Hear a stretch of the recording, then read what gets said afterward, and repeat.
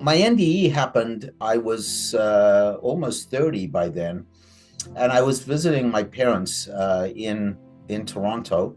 Their dog was playing with a tennis ball, and the tennis ball rolled down the stairs to the basement. And I ran down the basement stairs to pick it up, thinking that it had gone down all the stairs. What I didn't realize is that the tennis ball had actually gone down the first few stairs and then stopped rolling on the landing and didn't continue down the rest of the stairs because there was a landing there and turned the corner, went down.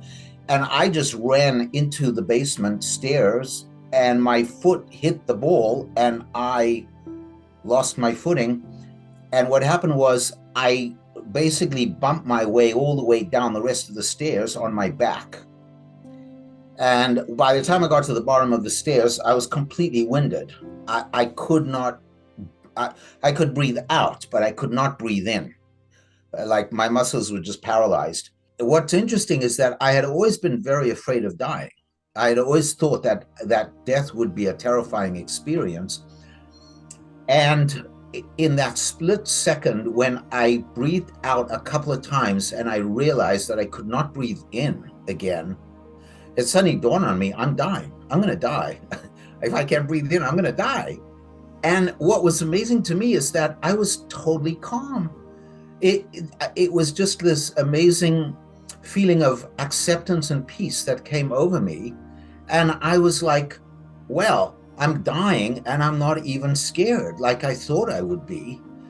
And it was just this total acceptance that there's nothing I can do. I'm just going to die and that's it. And I kind of gasped my way, and my ex-wife was actually standing there in the basement, and I just gasped out to her. I said, call an ambulance, I'm dying. And she obviously didn't know what was going on. So she ran upstairs to tell my mother that something was wrong. And in the meantime, I collapsed. I like blacked out and I collapsed down on the basement floor. It was a finished basement, so we were staying there. There was carpeting and furniture and everything. And then the amazing thing happened when, after a split second of like black nothingness, I suddenly found myself completely awake and conscious, and I was looking at a body lying on the floor in front of me. And I thought to myself, wow, isn't that strange?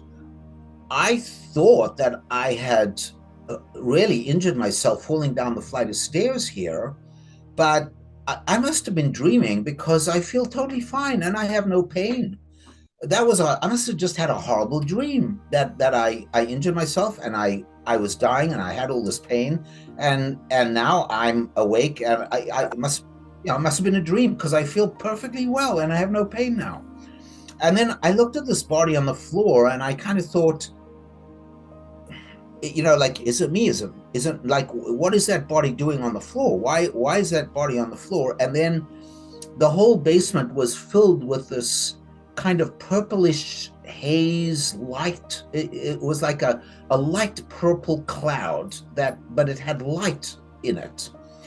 And then, like, before I could really collect myself and try to figure out what was going on, I felt and I kind of saw from my left side a portal opening up, like a doorway opening up. And immediately I felt sucked towards that portal. And as I got to the portal, suddenly there were like hundreds of people's faces looking at me. And all I saw them screaming at me, and I heard them screaming at me. And all they said was, it was like three basic statements or questions. What are you doing here? It's not your time. You have to go back.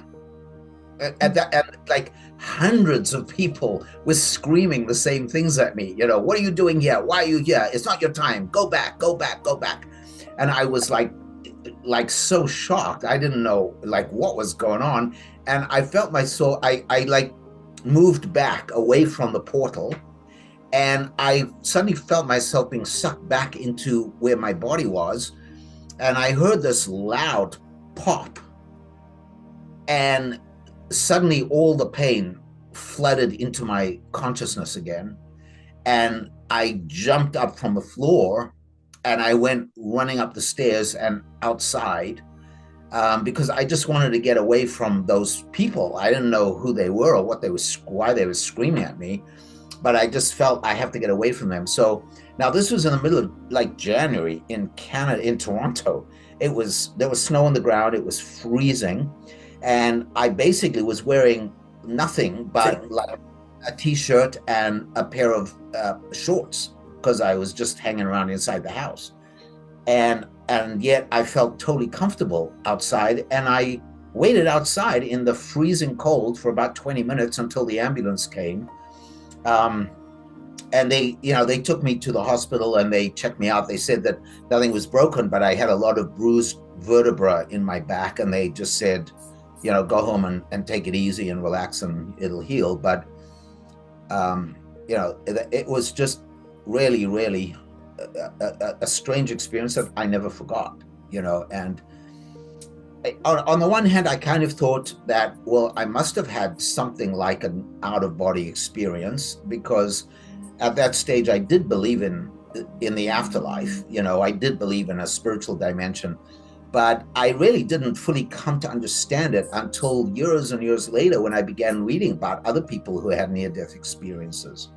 And then it really came together and made sense to me. For when I was a kid of, I would say about 8 or 9 years old, living in South Africa, my dad bought us a Staffordshire Bull Terrier, which is a small British Bull Terrier.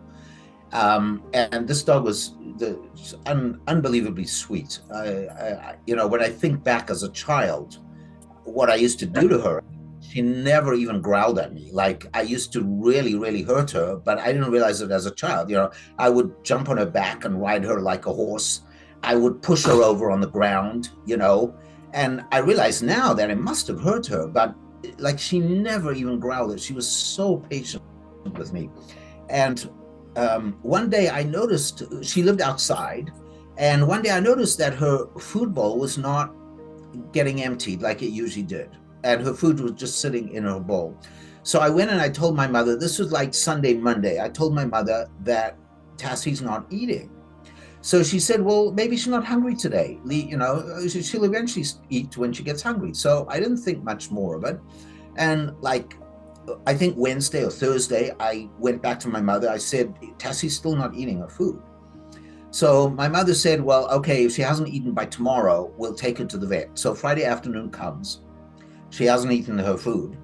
So we put her in the car, we take her to the vet. And I remember the vet, he pulled down her eyelids and he picked up her lips. She was gray yellow, completely gray yellow, no hemoglobin, nothing. Her eyes were like yellow, and her lips were gray, her gums were gray. And he said to us, she has severe jaundice. He said her liver's gone. And he said, there's nothing I can do for her. I cannot save this dog. She's dead. She's basically dead. He said to my mother, she will probably die tonight. So he said, why don't you just come in tomorrow and pay the secretary for the disposal of her body? And he said, I'm just going to put her in a cage with a blanket. He said, I'm not going to give her food or water because she's not going to eat or drink anything anyway. And he said, I can't give her, there's no medicine that's going to save her at this point. So I'm not going to do anything for her. And she'll just die during the night. So the next day, around lunchtime, my mom and I went to the office to pay the secretary. So we walk in and she said, just a minute, I have to call the vet. So she went to the back, she called the vet came out, and he says to us, I don't know what happened. He said, let me explain what I did. When I went home that night, for the first time in my life, I really prayed that I prayed specifically that God would send angels to heal the dog. That's specifically what I prayed.